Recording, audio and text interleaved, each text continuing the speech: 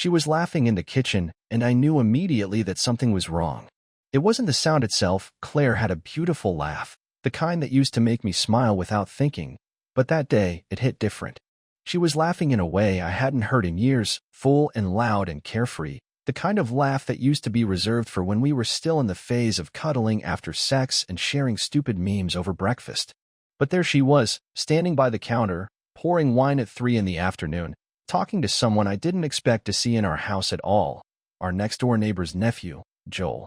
He wasn't a close friend or even someone Claire had ever shown interest in, just one of those guys who floated in and out during family gatherings, said polite things like, "Hey, man," and "How's work?" while sipping beer on the porch.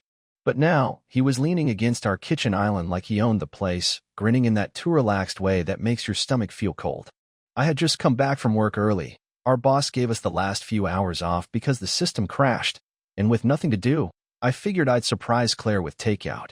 It wasn't our anniversary or anything, but it was a Thursday, and Thursdays used to be the day we stayed up late and watched bad reality shows together. The food was still warm in the paper bag when I stepped inside and heard them talking, and then her laugh cut through it like a knife. I didn't walk in right away. I stopped just outside the kitchen, staying quiet in the hallway where they couldn't see me. I should have made some noise, said something like, "Hello," but something told me not to. And that's when I heard it. She said, "Don't do that. Someone could walk in." But she wasn't angry, not even a little. She was giggling. Then he said, "Relax, I just wanted to see you smile again. You look good when you smile like that." And the pause after that sentence was longer than it needed to be. I felt my pulse start to pound in my ears, but I still didn't move. Maybe I didn't want to know. Maybe part of me was hoping it was just a weird moment and I could laugh about it later.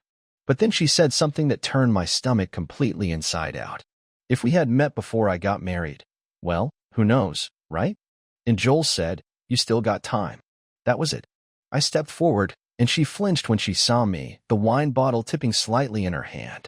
Joel stood up straighter, cleared his throat, and tried to smile like everything was fine, like we were all old friends and this wasn't about to turn into a goddamn scene.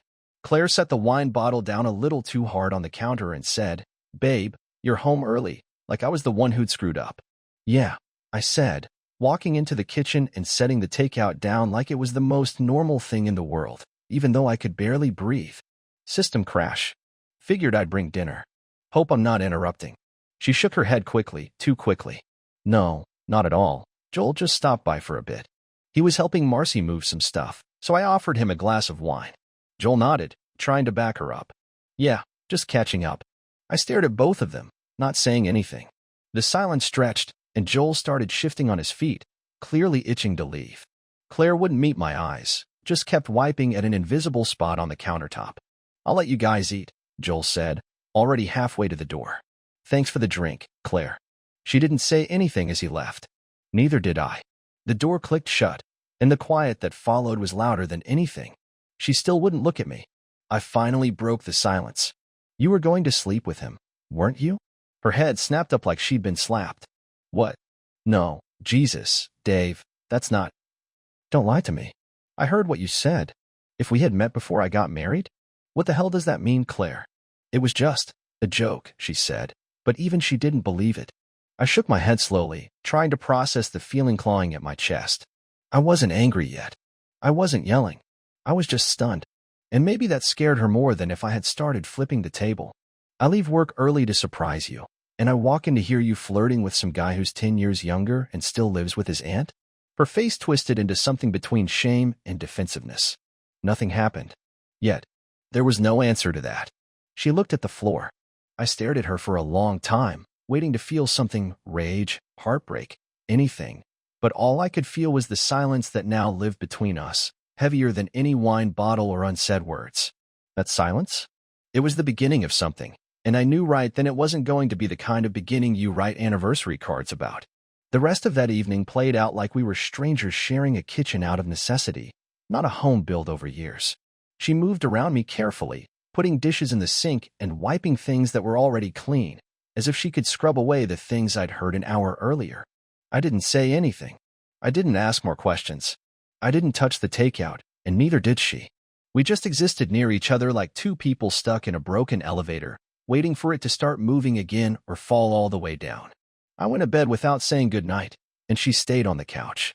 That wasn't the first time that had happened, but it was the first time it wasn't because of an argument. It was because neither of us had the guts to say what we both knew was happening. The next day, I took a personal day from work and stayed home after she left. She thought I had gone in. She didn't say anything to me in the morning, just grabbed her bag and walked out like it was any other Friday. But I watched from the upstairs window as Joel pulled up 15 minutes later in his car, and she came right back outside, climbing into the passenger seat with her head down like she didn't want the neighborhood to notice. They drove off, and I stood there watching the empty spot where her car had been, not really surprised, just finally convinced. I didn't follow them. I didn't need to. Instead, I went back inside and opened the closet where she kept her shoes, the bottom part stuffed with boxes I hadn't touched in years. At first, I didn't even know what I was looking for. Maybe nothing. Maybe just something to make this whole thing real in my hands. I pulled out a few shoe boxes and then found one that was heavier than it should have been. Inside was a cheap photo album, nothing fancy, the kind you get at drugstores. I opened it. The first few pages were normal. Vacation pictures, some birthdays, old Polaroids from when we first moved in. Then there were some gaps, and after those gaps, it shifted. Pictures of Claire in clothes I'd never seen before. Lingerie, half-open blouses, hotel beds that didn't match anything in our house. There were no faces besides hers, but one of the shirts in the background on a chair, crumpled, was the same brand Joel always wore. I remembered because he once spilled sauce on one at a barbecue and made a big show about how expensive it was. I kept flipping, and the more I turned pages, the more detached I felt. It wasn't rage. It wasn't even sadness. It was just clarity. I was done guessing. In the back of the album was a folded piece of paper. Not hidden, just tucked there like she forgot about it. It was a receipt from a motel off Route 90, dated 3 weeks ago, for 2 nights. Signed with her name, with an address that wasn't ours. She must have used one of her friend's addresses. I stood there staring at the receipt until my legs felt like they were done holding me up. When she came home that night, I didn't ask any questions. I just set the album on the table and waited. She walked in, saw it, froze, and then looked at me. For a second, she didn't speak. Then she said, "Where did you get that?" I didn't answer. She sat down slowly, not touching the album. "Dave, I can explain." I waited. "I didn't mean for it to go that far," she started. "At first, it was just talking. I was lonely, you were always tired, and we weren't connecting anymore." "You were lonely, so you had sex with our neighbor's nephew?" I asked, my voice steady but cold. She looked away. "You don't understand what it felt like, to be invisible." "Invisible? I've been the one making dinner, paying the bills, cleaning up after your mess when you leave dishes on the couch. You think that's what invisible looks like?" "It wasn't about that. I didn't plan this. It just happened." "No. You booked motels. You bought outfits. You took pictures. That doesn't just happen." Her eyes started to water, and I realized that for the first time in a long time, I didn't feel anything for her. Not love, not hate, not even pity. "I just wanted to feel something again," she whispered. "You wanted to feel something, so you tore apart everything we built. Did it help?" She didn't answer. I watched her sit there, trying to piece together a version of events that didn't make her the villain. I could see the wheels turning behind her eyes, the attempts to blame stress, or distance, or me. But there was no defense this time. No gray area. Just facts. She had done this. She had planned it. She had kept doing it. "I'm not going to scream," I said after a long silence. "I'm not going to throw things or beg you to stay. But I want you to know that I'm done." She looked up quickly. "What does that mean?" "It means this house is no longer your hiding spot. You can stay here tonight, and tomorrow you can start packing." "You're kicking me out?" she asked, like the idea had never occurred to her. "I'm not kicking you out. I'm removing myself from the wreckage." The next morning, I woke up before the sun and sat in the kitchen with a cup of black coffee that I never finished. She hadn't come to bed, which I expected. I heard her footsteps on the stairs sometime after midnight and the sound of the guest room door creaking shut. That was fine by me. I didn't want her anywhere near me. I just wanted the day to start so I could get through the next part.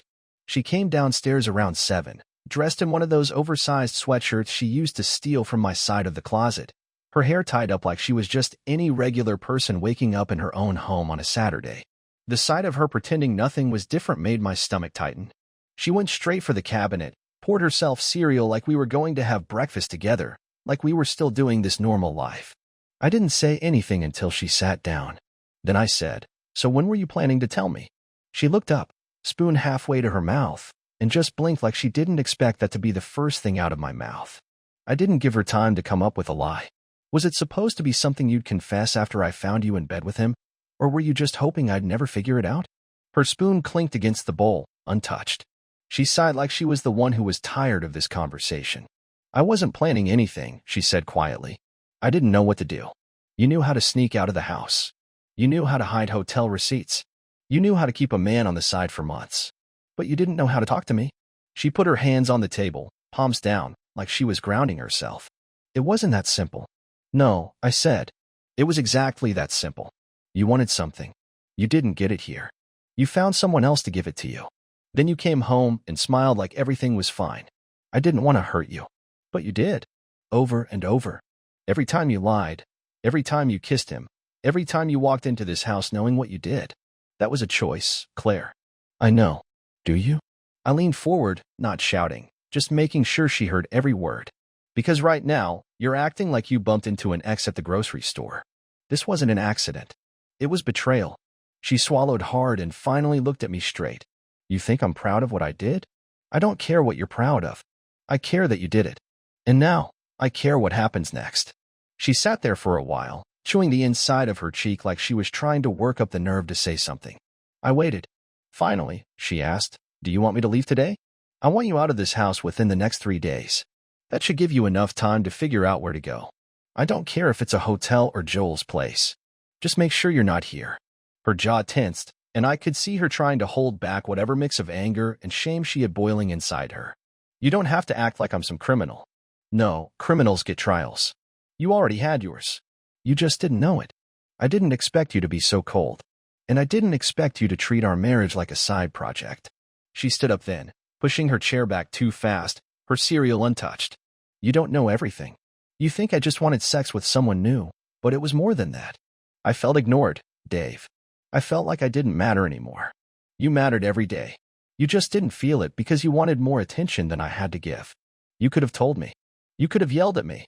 But instead, you picked up a guy who shows up to neighborhood cookouts and flip-flops and decided he was your new source of happiness. Don't talk about him like you know him, she snapped. Don't defend him like he's worth this. She didn't respond, and for a second, I thought she might cry. But she didn't. She just stood there like she wanted to scream but didn't know what words would even come out. I finished my coffee in one long sip and got up. You've got 3 days, I said. After that, I want my space back. She looked around the kitchen like it was her first time seeing it, like the coffee maker and the fridge and the counter where we used to eat late-night snacks were suddenly foreign to her. Maybe they were now. I walked past her, grabbed my keys, and headed out. I didn't say where I was going. I just needed air that didn't have her in it. When I closed the front door, I heard her footsteps again. Not chasing me, not saying goodbye, just moving around inside that house that didn't feel like mine anymore. I didn't come home until late that night. I spent most of the day driving around, not because I had anywhere to be, but because I didn't want to be anywhere near her. I stopped at an old diner on the edge of town, ordered a sandwich I didn't finish, and sat there nursing a cup of coffee that had gone cold an hour before I touched it. I wasn't confused. I wasn't struggling with what to do next. I already knew. The only thing left was figuring out how far I was willing to take it. By the time I got home, the lights were off, and the house was quiet. She'd either gone to sleep or decided to pretend to. Either way, I didn't care. I went straight to the garage, pulled out 2 empty boxes from the shelves, and brought them inside. Tomorrow was day 1 of her countdown. But for me, it was already the second phase. The next morning, I called my cousin Trevor. He runs a moving company and owes me more than a few favors after I covered for him during his divorce last year.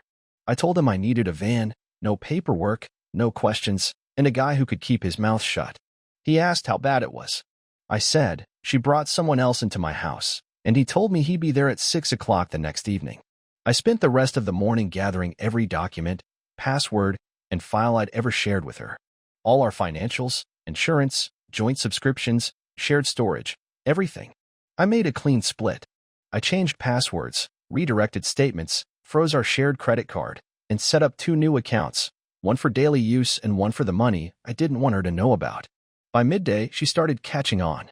I walked past her in the hallway, and she said, "What are you doing with those folders?" "Preparing," I said without slowing down. Preparing for what? For a clean exit. I thought you said I had 3 days. You still do. But I don't plan on wasting any of them. Later, she tried a softer approach. I was sorting the mail, and she stood by the counter, arms crossed, trying to act casual. You know I'm sorry, right? I don't care if you're sorry. Dave, I'm not trying to fight with you. Then don't. I want to leave this house without being humiliated. Then maybe you shouldn't have fucked someone in secret for months. Her face twisted, but she didn't respond. She just turned around and walked away. I went back to sorting the utilities and didn't bother checking if she was crying. If she wanted to feel pain, I wasn't going to give her comfort. I was going to give her consequences.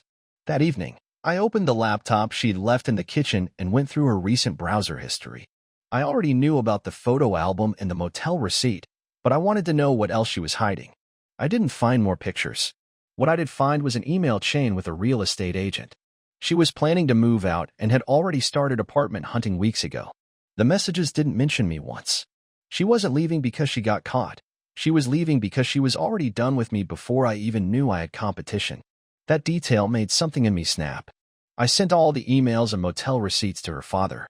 Not because I thought he'd yell at her, he was soft, but because he respected me more than he ever respected her boyfriends growing up. He knew me as the guy who handled things, kept her grounded, and stayed out of drama. Now he'd see who she really was. Next, I called the homeowners association and told them Claire would no longer be involved in any meetings or neighborhood duties, and that I'd be removing her from our community email list and access codes. I also emailed our joint gym and requested her membership be canceled.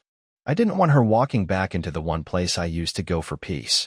By the time Trevor showed up the next evening with the van, I had packed up half of her clothes, toiletries, and all the random junk she'd cluttered the living room with. Claire walked into the kitchen as we loaded the first box into the van and said, "What are you doing?" "I told you 3 days," I said. "I didn't say I wouldn't help you move." She walked up and stared at the boxes. "You're actually packing my stuff? I'm not interested in watching you drag this out. I'm making it easier." She looked like she didn't know whether to slap me or thank me. She settled for silence. Trevor and his guy didn't ask questions. They loaded everything efficiently like it was any other job. I made sure to box up all her shoes, makeup, and whatever fancy dishes her mother gave us during that ridiculous wedding shower she insisted on. She could have it all. What I didn't pack was the photos of us together. I took those down and put them in the trash. I didn't want them burned. I didn't want to throw them dramatically into the street. I just wanted them gone, quietly and without ceremony, like they meant nothing now, which they didn't. After everything was in the van, I handed her a copy of the motel receipt. She looked at it without touching it. "What's this supposed to be?" "Evidence," I said. "For the lawyer." "You're divorcing me?" I nodded. "And I'm not fighting for the house. You can have it if you can afford to buy me out. Otherwise, sell it. I don't want anything with your name still in it."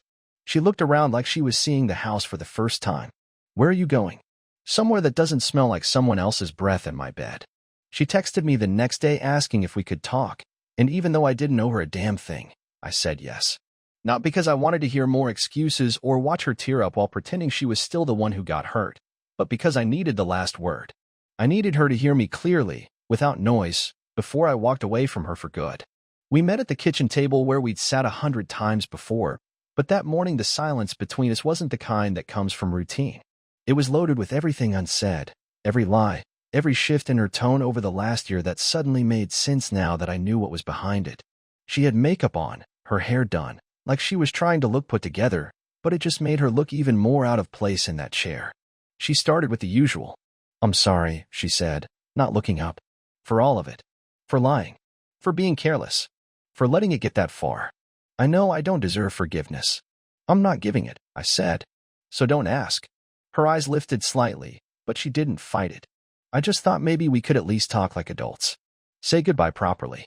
There's no proper way to say goodbye to someone who shattered their own home and then tried to pretend it was just a mistake. I never meant to hurt you. But you did. And you kept doing it." She nodded slowly, hands clenched in her lap. "I don't know when I stopped being present in this marriage. I know I started detaching before Joel even showed up, but I didn't understand what I was doing until it was too late. No, you knew exactly what you were doing. You just didn't think I'd catch you." She flinched, just slightly, but recovered. "I was lonely. And I was exhausted, Claire. I was carrying the weight of everything. I worked. I cleaned. I tried to keep things moving. You think I wasn't lonely? But I didn't go looking for someone else to make me feel better. I should have talked to you. You had 100 chances. You didn't want help. You wanted out. And you didn't have the guts to say it. She opened her mouth, then shut it. I waited, but nothing came. I wasn't surprised. That was her style. She always waited until I did the hard thing first, then acted like it was mutual. I leaned back in my chair and stared at her. I loved you. Fully. Even when it got hard. Even when you started pulling away. Even when I knew something was wrong, I still defended you in my own head. I didn't stop loving you, she said softly. I shook my head. Yes, you did. You stopped respecting me. That's worse. There was a long pause. She looked down at the floor, and for the first time in days, I saw the part of her that used to feel familiar, the one who used to say sorry and mean it, who used to sit with me in silence without letting it get awkward. That version of her was still in there somewhere, buried under all the damage she'd done. But it didn't matter anymore. I'm not going to fight you in court, she said eventually. I'll take the settlement as you laid it out. You can have what you asked for. I don't want anything but distance. You can keep the stuff, the house, whatever. I just want my time back. You're not even going to let me try to make this right? You can't make this right. You crossed a line, and now there's nothing left to fix. She looked up at me, and for a second, I could tell she wanted to beg. Not for forgiveness. She knew that ship had sailed, but maybe for some form of connection, some kind of signal that I still cared. But I didn't. And I wasn't going to pretend I did. So that's it, she asked. 7 years and we're ending it like this? No. 7 years ended the day you let another man touch you, and then came home and laid beside me like it meant nothing. She blinked rapidly and nodded. Okay. We sat there for another minute, both of us knowing there was nothing else to say. I stood up, and she stayed seated. I looked around the room one last time, in the room where we used to cook, argue, celebrate birthdays, and it felt like I was looking at a rental. Nothing in it belonged to me anymore. She had contaminated every corner of it. I'll be out by next week, I said. Trevor's helping me with the rest. Where are you going? Somewhere quiet. And far enough that I don't have to drive past this house and wonder who's inside. She nodded again, but didn't say goodbye. She didn't cry. She didn't chase after me. And I didn't look back. I moved into a small place on the edge of town. It wasn't anything special. 1 bedroom, narrow kitchen, stiff couch that left lines in my back if I sat too long. But it was mine. Quiet, clean, and simple. The walls were bare for now. I hadn't decided if I was going to hang anything up. It felt easier to start blank than to pretend I still cared about the pictures I once had on display. There were a few nights in the beginning when I lay awake and asked myself how I didn't see it coming sooner. How many dinners I'd sat across from her while she was already gone in her head. How many times I'd asked if everything was okay and got a flat, "I'm fine," in return.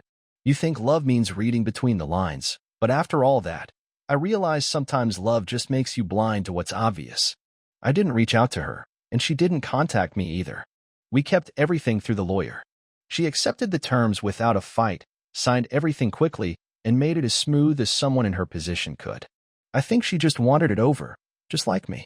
I told my family what happened, and most of them were supportive, but a few had the nerve to ask if I could have done something to fix it before it broke. I stopped talking to those people.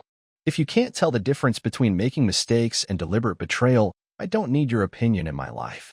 About 2 weeks after I moved out, I ran into Joel at a gas station. I wasn't planning on saying anything to him.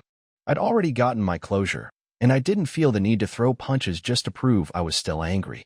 But he spotted me before I could leave and had the nerve to walk up like we were just 2 guys grabbing coffee on a Monday. I didn't move. I just looked at him and waited. "Hey, Dave," he said. "Didn't expect to see you here. Didn't expect you to be the kind of guy who sleeps with a married woman," I replied. He shifted a bit, his fake calm falling apart. "Look, man, I didn't mean for things to go that far. But they did. And you stayed in it. I'm sorry." "No, you're not. You're just uncomfortable. There's a difference." He opened his mouth like he was going to say something else, but I shook my head and turned back toward my car. "You don't need to explain.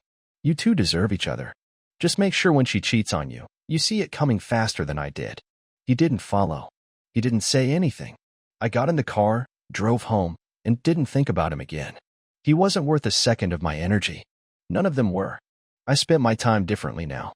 I started running again in the mornings, not because I wanted to prove anything, but because I liked how it felt to move forward with nothing holding me back. I deleted my old social media accounts and made a new one under a different name, keeping only the people I actually liked. I got new sheets, new clothes, new habits. I went out to lunch alone on weekends just because I could. There were no obligations, no fake smiles, no checking in with someone who didn't want to be checked in with.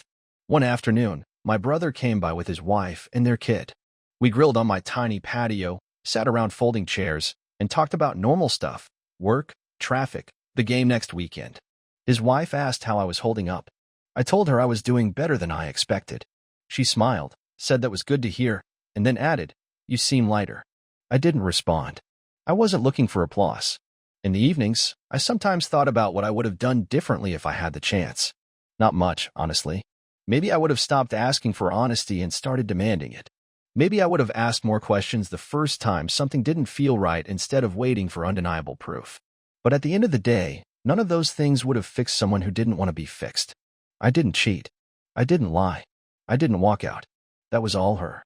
The last time I saw her was at the bank. We were both closing out the last of the joint accounts. She looked tired, older, like someone who'd been carrying too many bad choices and didn't know where to put them down. We didn't talk. Just signed the papers, nodded politely, and walked away. No final speech. No scene. Just silence. And that felt right. I'm not in love anymore. That's probably the most freeing sentence I've ever been able to say. I don't miss her laugh. I don't miss the way she used to squeeze my hand when we watched movies. I don't miss any of it, because none of it was real near the end. What I do miss is who I was before I started second-guessing myself, and that's the part I'm rebuilding now. You think when something ends like that, there's going to be this huge dramatic realization, some sweeping change in who you are. But really, it's just one decision at a time. One night where you cook for yourself. One afternoon where you realize no one's lying to you anymore. One conversation where you don't have to pretend you're okay because you actually are. That's what's next for me. No grand plan. No list of goals. Just waking up every day knowing I don't share my life with someone who saw me as disposable. And that's enough. For now, that's more than enough.